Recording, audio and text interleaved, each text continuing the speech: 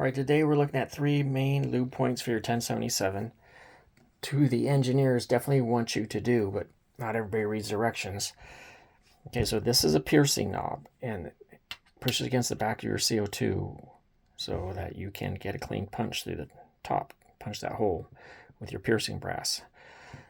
Now, what they want you to do is make sure to get oil on that so you don't wear down your threading. If you wear down your threading, you're going to struggle to pierce that CO2 to even get a leak. So they're very serious about that. And we'll get to that. And then the other one is putting oil on top of every CO2, which I believe helps make it easier to get that clean punch, meaning a clean hole. And they say it does other good things. We'll get to that. And the first one is something people have discovered. People have been contacting me, obviously complaining about the jam issues with this, and I had that initially too. So there is a hook that I show in another video. The hook you see there, and I'll go ahead and pull the trigger, is connected to your trigger assembly, and it rotates your magazine. And so what happens, if that's not pretty heavily lubed, there's a lot of work going on there, it will jam and you can't pull your trigger. So you get your 30 ND compressor oil, something like that. And so that I stay in focus, I'll be careful here. You just get on each side, the top of that. Okay, so drop. So literally one drop, one drop, one drop on each side and the top, because you want to get that thing lubed up. And then without a CO2, work it. And obviously when you stand it up, the oil will flow back into there.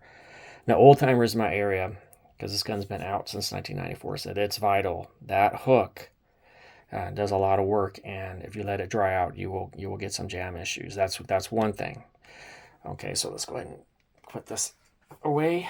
And so talking about jams, that's the big one. It doesn't matter really any of the other lube aspects if we do not get the jam squared away. So the other one is, okay, here's a magazine. As you'll see, that pellet is slightly sticking out. It was slightly sticking out, yes. It's not quite flush, and it's not flush. So pick the right pellet, of course, and I tell people to Excite Plinkers, but yes, make sure that your pellet is flush. So there, now I popped it in, I can feel that, now that's flush. See? So that's the other one. So the right pellet, make sure it's flush when you load it. Okay, and lubing that hook.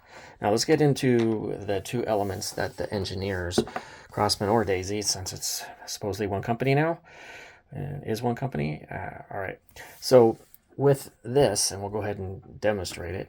Okay, so they want you to oil the threading on that every 250 shots. You shouldn't be shooting more than 4 of these per CO2. So what that means is every 5 CO2s, every 250 shots, close to it, you get oil on that threading. And the reason they want you to do that, if that threading wears down, you're going to have problems, like I said, piercing the CO2 and potentially leak issues. So you get your 30 ND, you put in a decent drop, go ahead and do that, put a decent drop on there, and then screw that back into your gun. And I don't feel a need to do that right here. The main thing is you see it, and don't be bashful about it. Remember, every 5 CO2s. Okay, now the last one, the most basic one, and the one you do most often, is lubing the top of this. Now, if you look at that, you'll see you have a clean hole there. When I have not used oil on the top of this, I notice I get like a partial piercing, and it's okay, but you're risking a problem, potentially lack of power, things like that.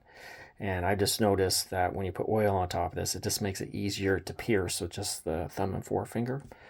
So every time you put in a CO2, they want you to do this and put a drop on it. It doesn't have to be, just enough to cover the top. And that's enough. Now, that one's falling into the CO2 because there's a hole there, but usually it will bubble up on there. Okay. And what I've discovered is with your lube on your threads is when you lube that CO2, it's easier to pierce. And also they say it helps seal it and lube parts inside that the lube does get on other parts.